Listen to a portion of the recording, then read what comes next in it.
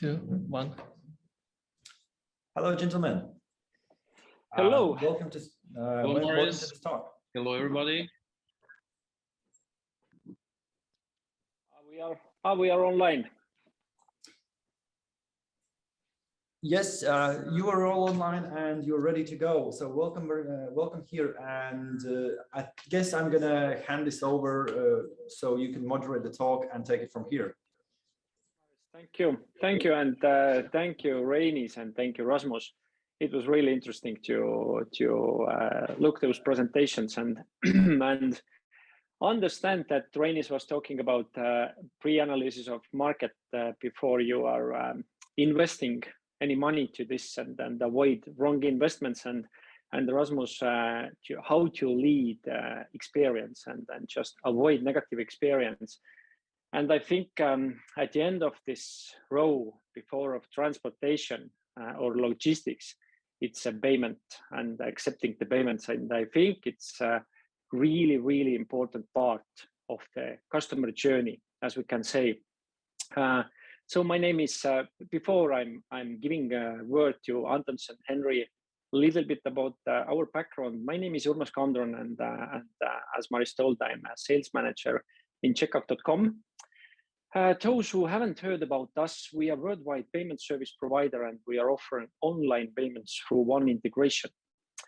We control the value chain of payment processing. It means we offer a payment gateway, risk ruling engine, payment processor, and acquiring service in all our ecosystem. Our headquarters is in London, and we have 18 offices all around the world. And we opened a little bit over half a year ago Baltic office in Tallinn, and our focus is e-commerce, big e-commerce players who want to expand. And our topics today is how to turn payments into the competitive advantage at global scale. And my good co-panelist Antons Sapriko is a CEO and founder of Scandiweb Latvia. Hello, Antons. Hello everybody. Thanks for inviting. I'm glad to be here. All right, and our second co-panelist is Henri Kruusel. He's head of marketing and e-commerce in Sportland International Group. Henri, hello.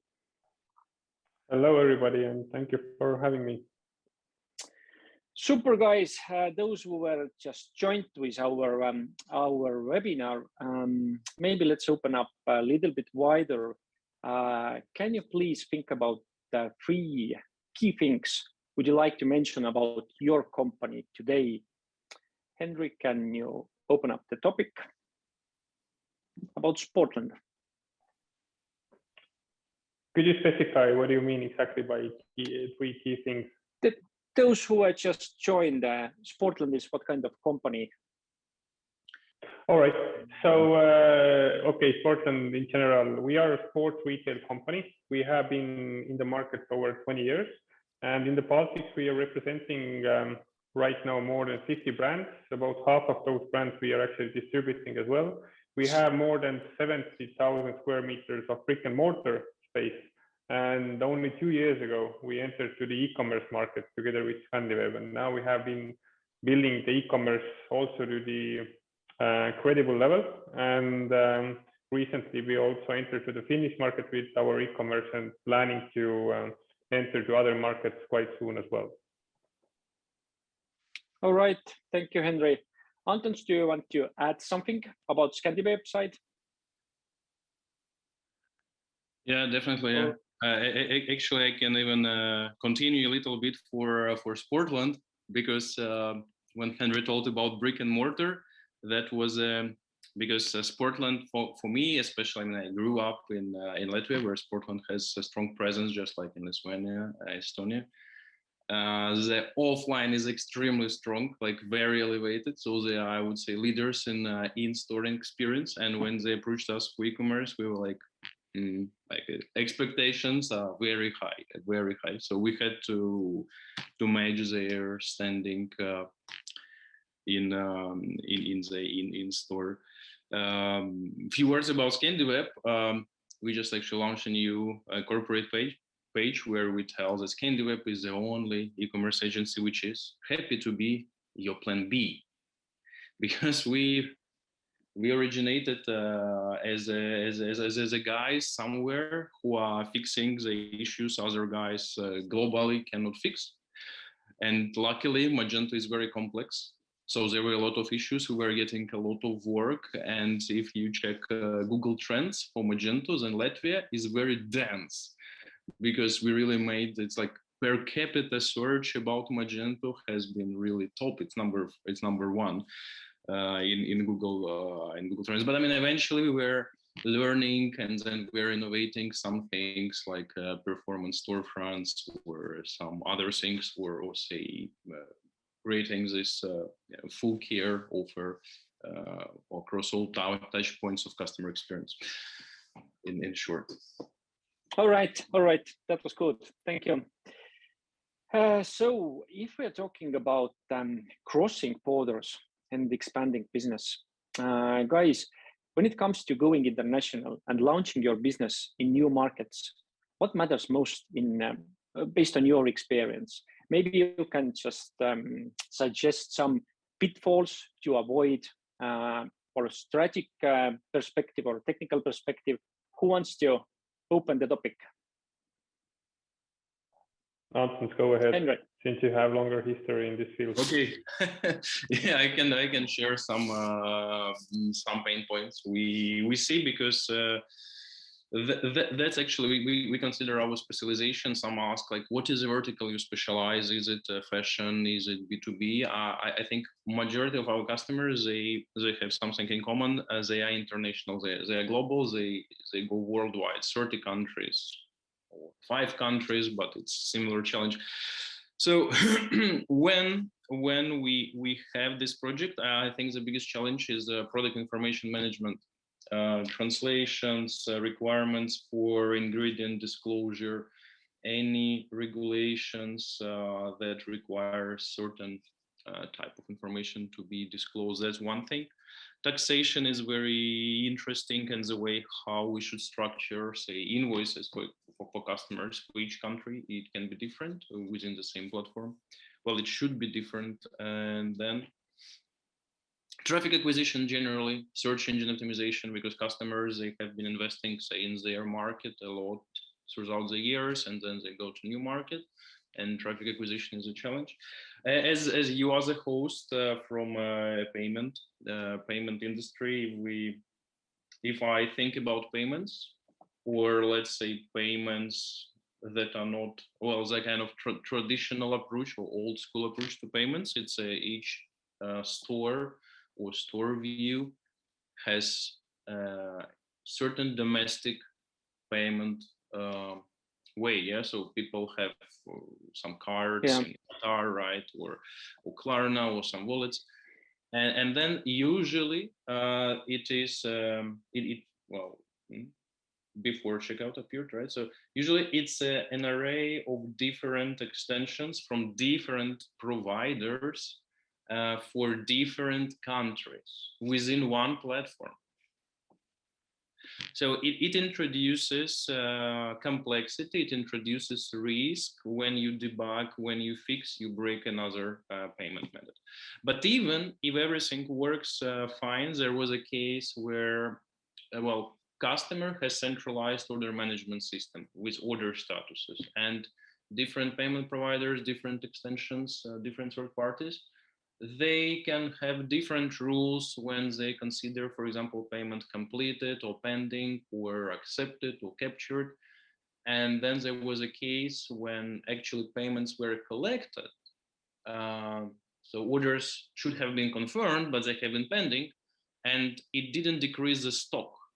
So about 5,000 items were sold, but not sold in the platform. So they were continuous selling them. And of course you can test, but when it is like dozens of countries, a lot of extensions throughout the years, teams change, documentation is updated, somebody didn't check it, it introduces a lot of complexity management, I would say, of multiple multiple providers of payment solutions. But All right. That's Thank you, Antons, for this. That's Yeah. that's why you are here. That's why Absolutely, checkout is succeeding, right? We'll probably talk later about it too. It is complex. It is complex thing and complex topic. Henri, do you want to add something from your side? You were using local payment provider before. Right now, you are choosing a new provider to expand. Can you add something?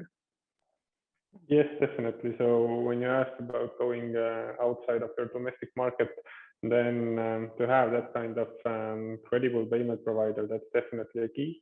And for sure, offering also wide selection of all the key payment options across the border. So that's definitely one thing to focus on, and that's why we are also here today in this panel, because we successfully launched together with checkout.com our cross-border payment solution to other markets as well. And that's definitely one of the key. And when you mentioned about outside of domestic market or expanding outside of domestic market, then it's not directly related with payments, but another rather challenging part, I would say, is the logistics, because e-commerce is heavily also logistics-driven business, and that's definitely one of the challenges as well.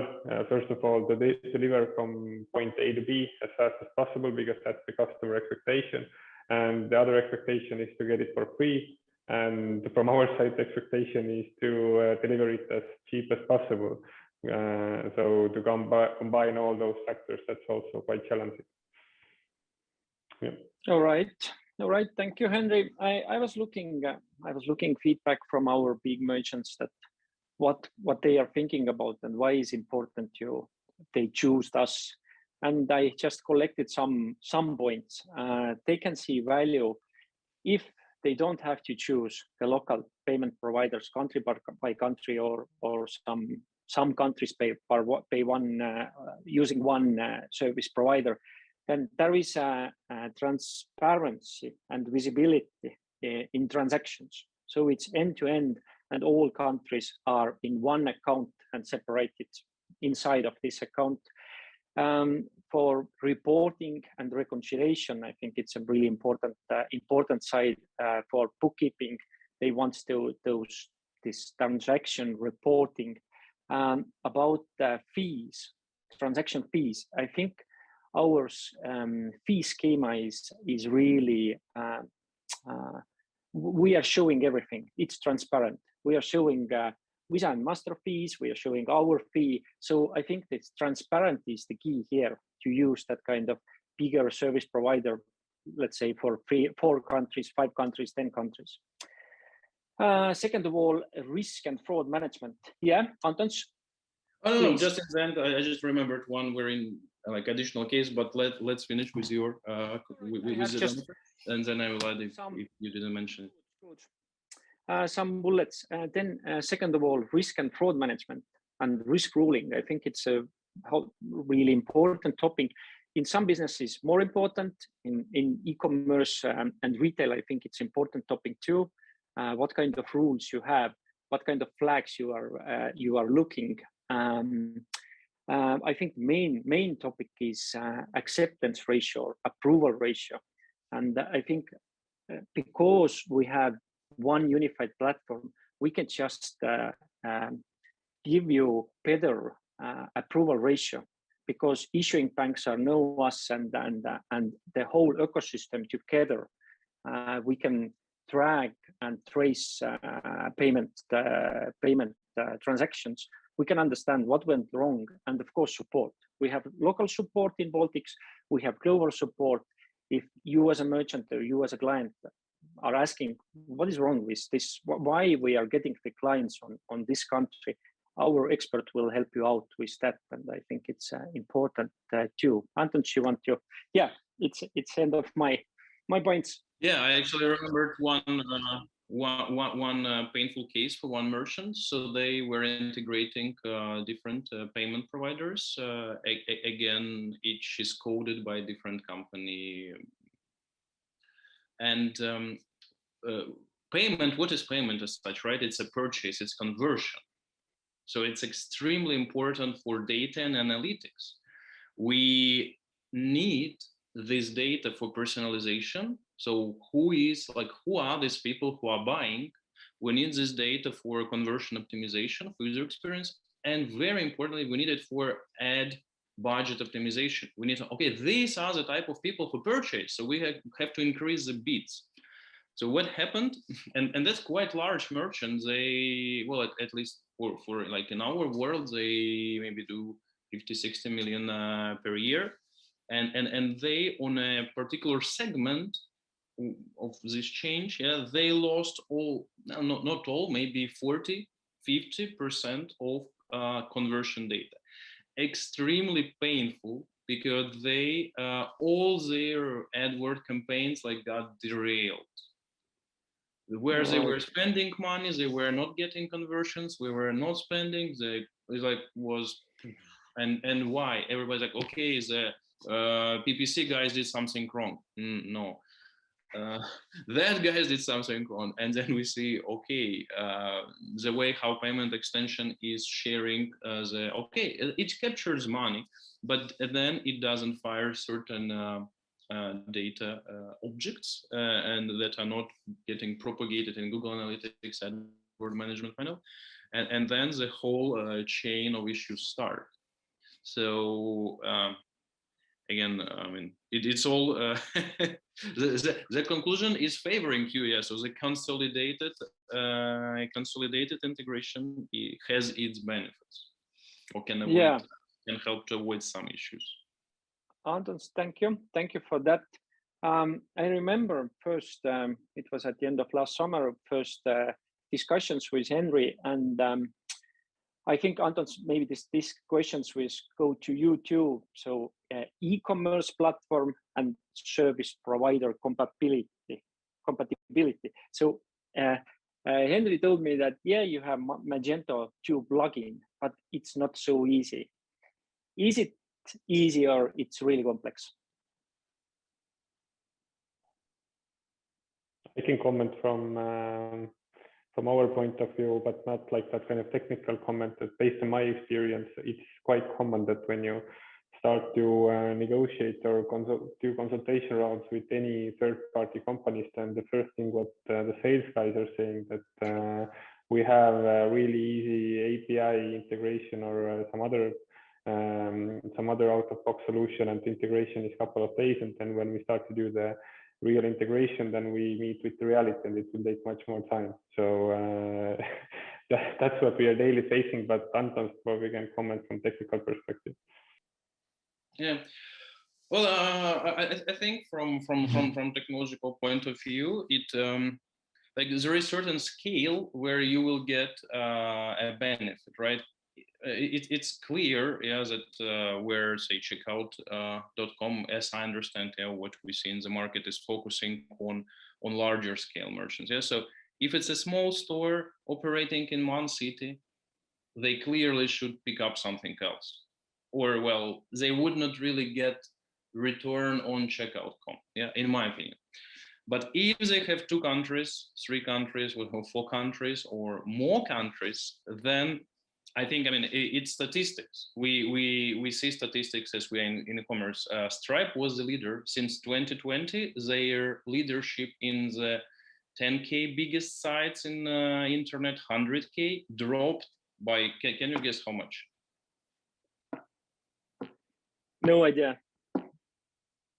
Almost 50%, 40 something.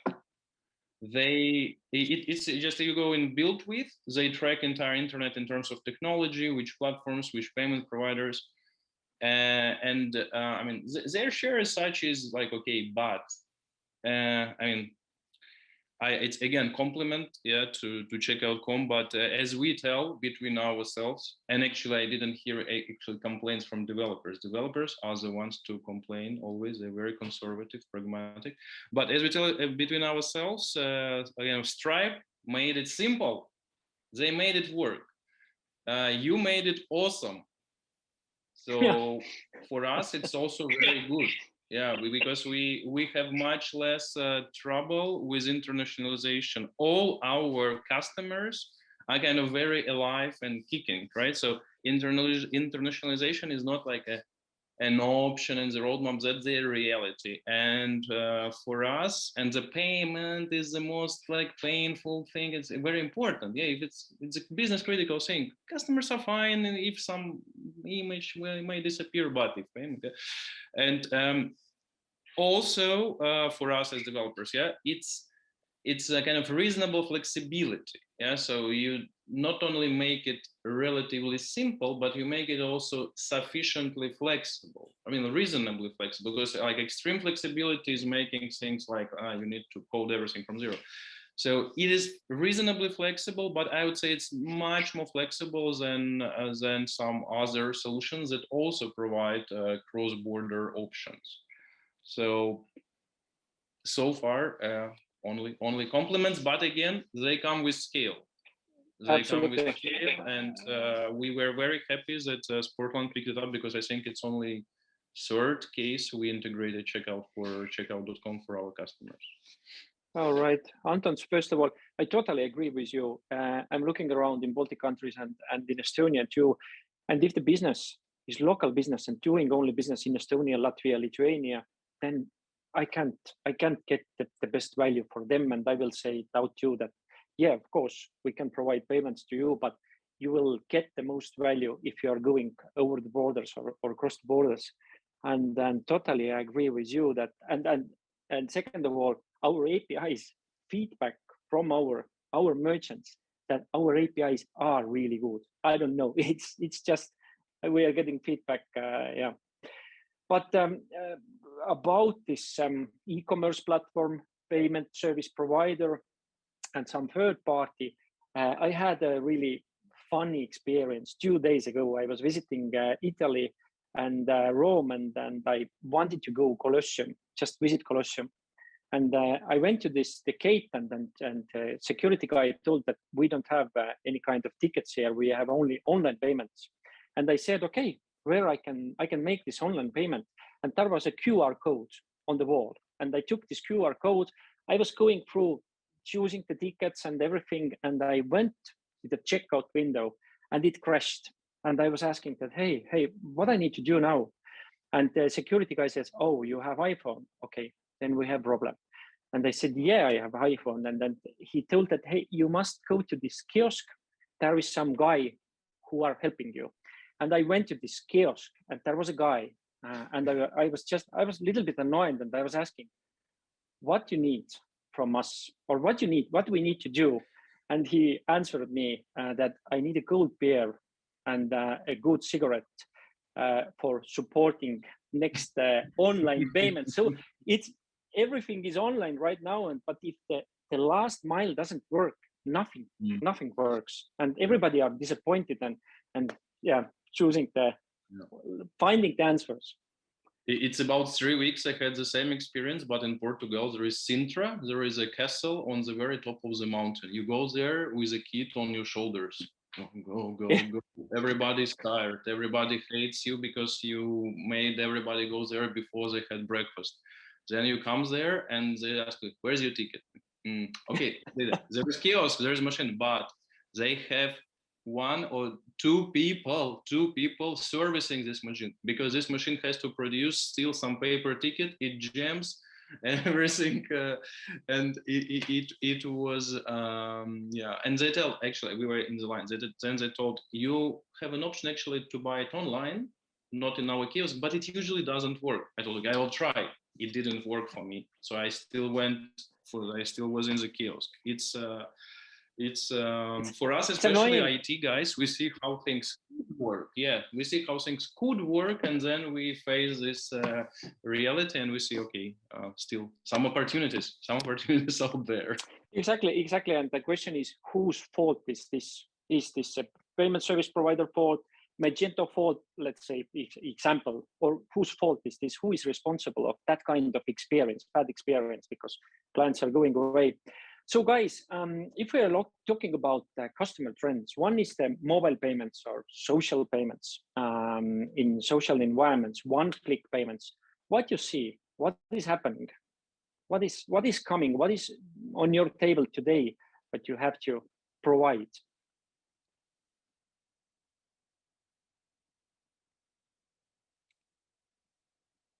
Henri, what do you think about? I think the 2022. I think the most biggest trend is buy now, pay later. How you feel about all those services that are growing in each country? There are lots and lots of buy now, pay laters.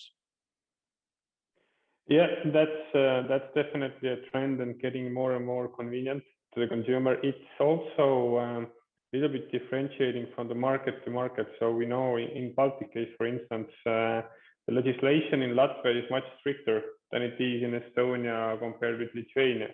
But in general, we see for sure that since Klarna and Afterpay and those big guys are doing quite a good job, then the other ones are following.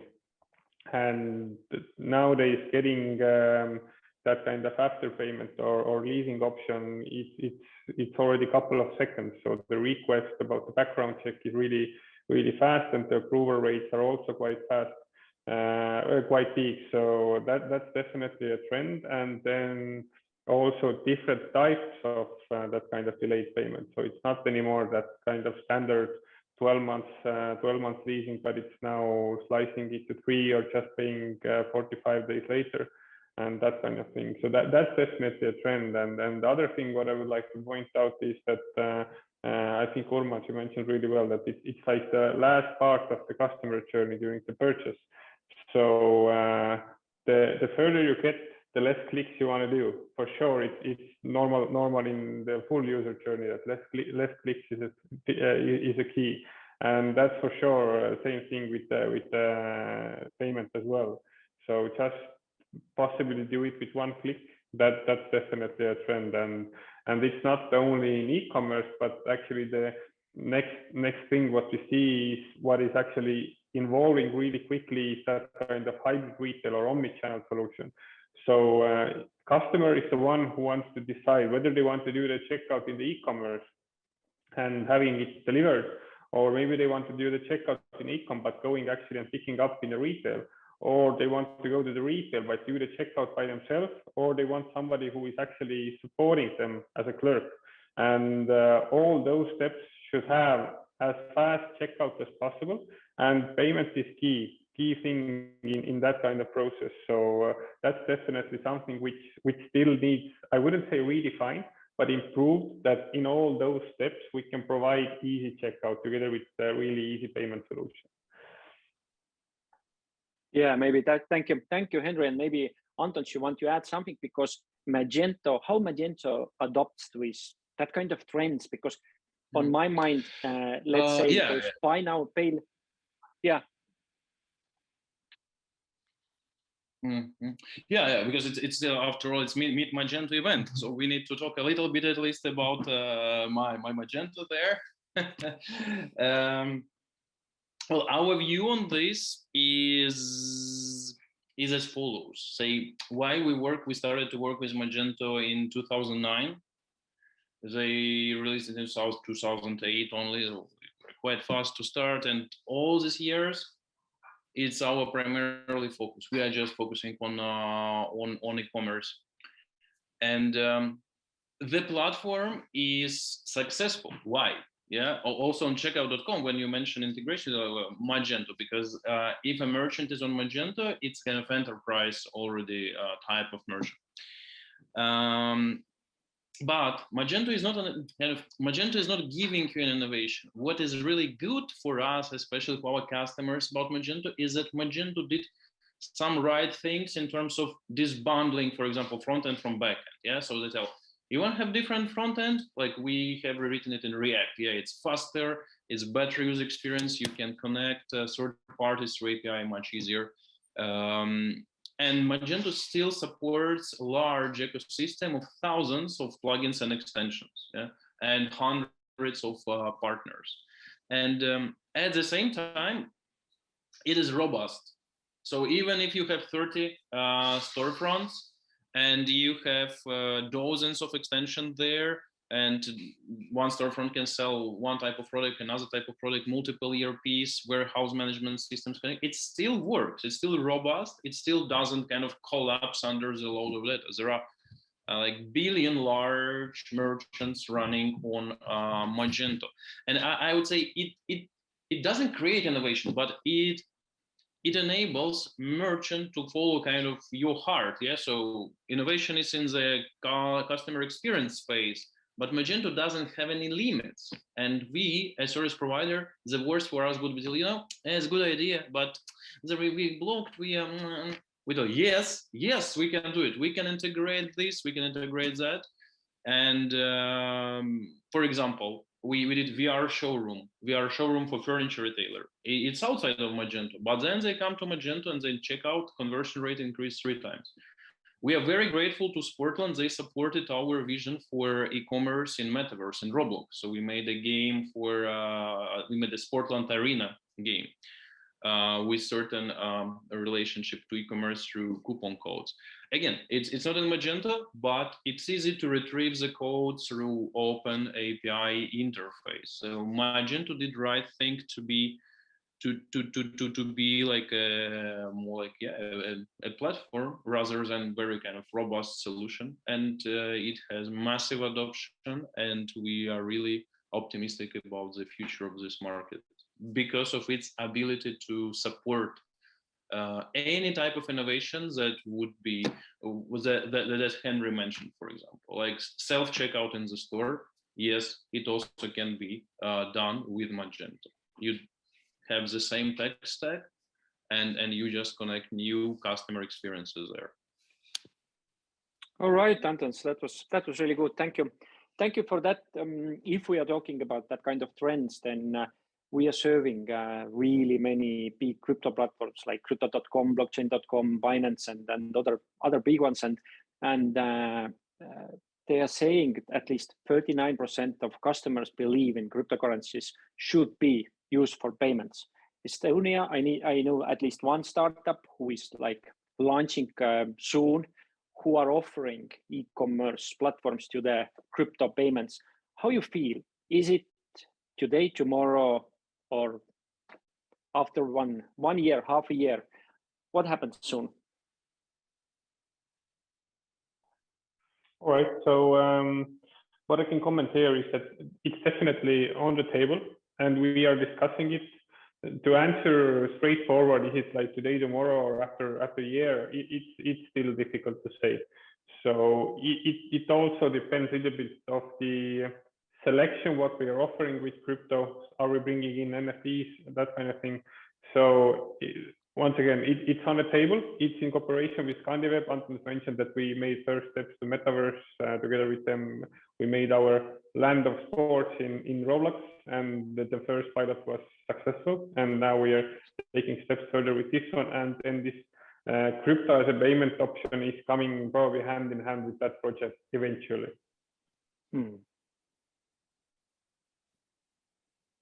Antons, yeah, I think the technology is there. Say we were like working in some traditional projects that were contemplating, I think CoinDesk checkout or something, but it's it's a question of what type of crypto you allow, because we work with kind of traditional merchants. They sell physical goods, so volatility for them is not acceptable, and maybe like USDT or this kind of Tether type of currencies would be more appropriate, because maybe they can unlock new types of customers. At the same time, large enterprises, they have very kind of deep look into compliance. So then which can we restrict something, or how would we budget it, or how we would allocate this? Is it a compliant exchange and so on? So technology is already there. All other, but kind of, and there is also business opportunity. So there is technology and business opportunity, but all the regulatory framework and also if it's a board or public companies, the risks for them are immense, and they see the opportunities still kind of, yes, they would unlock a market, but a tiny market, but the potential reputation risks if they start accepting crypto might would kind of outweigh the benefits. Yeah, good. Guys, before we are checking the questions from audience. Did I miss something important? What is on your heart today related with payments, or what we need to mention? I would bring in just one that kind of maybe that kind of detail which is not usually firstly evaluated or recognized, but it's still important, at least to a merchant like us. So we have operations in different countries. It means also that we have local teams working with checkout.com setup and also with user interface as well. And one thing what I would just like to mention, I got the feedback from the finance team, who is, we all know, quite conservative team, that this new interface that we have from checkout.com is user friendly. That's exactly what they said. So I was surprised. So also something to consider, because your back office team needs to work also with the setup, and user friendliness is definitely one of the key things for them. Good. Thank you, Henri. Urmas, maybe we have many merchants on the event, and those who will later, maybe you can tell what is say minimum viable merchant profile to benefit from checkout.com, maybe in terms of revenue, or we understood about countries, but maybe there is some revenue threshold after which they would really benefit. Yeah, thank you, Antons. We really have, because we are all around the world, we are, let's say, more focused on enterprises, and we are serving the big companies.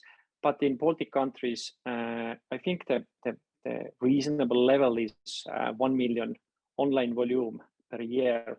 Starting with that, I think, because to be honest, our let's say due diligence process and risk management process, it takes a little bit time, and then we want to dig into our partner business like deeply to understand and to avoid any problems in the future. Yeah, so that's I think the level of starting point. But no worries, because we have so many startups. We have so many startups, Estonia, Latvia, Lithuania. So startups are coming to us and asking the same question. They don't have any history, transaction history, any volumes. And we don't say no, but we are digging into their business and trying to understand, can we add value, and can we work both? So there is no barriers, but yeah, in reality, on retail side, I think this is reasonable. Yeah, it's very permissive, because I thought it's much higher, because I remember a CEO of Checkout was telling, okay, guys, in Stripe you have millions, but I have maybe 1,000, maybe more than 1,000, but I know everybody by name. But now you have 3,000 or more, I guess, and just was wondering. So it became more kind of affordable, more permissive to join, and well, at least for Baltics, it seems it's very viable. Yeah, and my colleagues who are working, I don't know, in France or in Spain or in Germany, the numbers are different. Our Baltic markets, as Rain is told, that we have 2.8 billion together. So that is the market, and then we just need to work here and offer the best service what we can get. So, Maris, do we have questions? Because I can't see questions from audience. Hey guys, yeah, it's been a really good conversation. I'll be following through with that. I have a short question for each of you before we close the day. Antons. All right. You've probably built more stores than all the rest of us combined here. And when it comes to payments, what would you suggest for a merchant who's just looking out for a payment solution? If they had to choose one, what are the criteria, or sort of 2-3 points, most important ones? What should the merchant consider before making the choice? Yeah, I think it's mostly about making a switch, right? Because I think now who needs a payment method, they already running some kind of payment method. So at least that's what we see now. We mostly do some kind of migrations, upgrades. It's not that frequent now in 2022 to kind of just start something and then suggest a payment method. But when we see merchants changing their payment methods, of course, the fee is heavily on the table. The fee is on the table, and I say it's a mix of merchant type, kind of their response to compliance and all the charge, like type of their business and the fee. So if somebody says, oh, we see this business as really low risk, we can offer better fee, they would consider accepting it, even if they would need to endure some costs of like redoing the most complex part of their experience as a checkout. So of course costs are on the table, but merchants figured out a lot already how to negotiate them. I think, and a note of caution, we see some providers who offer a little bit lower costs, but then they just do say payment, acquiring. You can get money, but then it is super hard to integrate any fraud protection system, or again, it's hard to track analytics. Or what Henri mentioned, there is no backend interface, it's just some kind of export. So they just bare bones, nice percentage, and then like your costs and time piles up. So probably you need to have kind of an internal audit of what a payment is for you. Okay, it's a cost, it's user experience, of course, and it's some backend process, and it's integrabilities, and it's trackability. Then it's maybe something else, and then just don't jump for a change if it's just something cheaper. Yeah, think strategically. That's a very good answer. So the cheapest is not necessarily the best. You have to think strategically and apply common sense. Great. Henri, I'm going to ask you a question. As a merchant, you have gone through probably a lot of payment methods, especially you're working in a market that's very fragmented in terms of payments. There are bank links, there are card payments, there's probably PayPal, there are people who want to pay in installments, etc. What is better, to have a lot of payment methods and take the money everywhere you possibly can, or concentrate on the most important channels and just get really good at those? I would put it in that way, that when you're that kind of launching phase, then for sure you need to start by prioritize from bigger to smaller and make it working really well. And then when you have established this, you can add these additional nice to have options as well. So that's what we have been doing, and definitely this strategy is working for us. Okay, that's very short and concise and precise, I think. Urmas, so obviously you are representing checkout.com. If you had to put all your eggs in one single basket, what is the biggest and most important strength of checkout.com, and why should a merchant go with that instead of a competitor? That's a really good question. I think, as Anton said, that we don't know today our client names by our head. We don't grab all the merchants. We don't take high risk, and then let's say we are picking our merchants, so we can offer the service what they need, and we be there if they need to ask questions and help them. I think it's the most important thing to get this service, because we can talk about acceptance ratio. It's good, it's really good, top of the market, but it doesn't mean anything if you can't ask from anybody what's the case with that or that. So I think the service is the key element here. All right. Thank you for that. Thank you for taking part, everybody. Urmas, thank you for moderating this talk. It's been very insightful. With this, we're going to be wrapping up the day. But gentlemen, this has been, I think, the most mature of the conversations, and for experienced merchants, I believe also very beneficial. Thank you.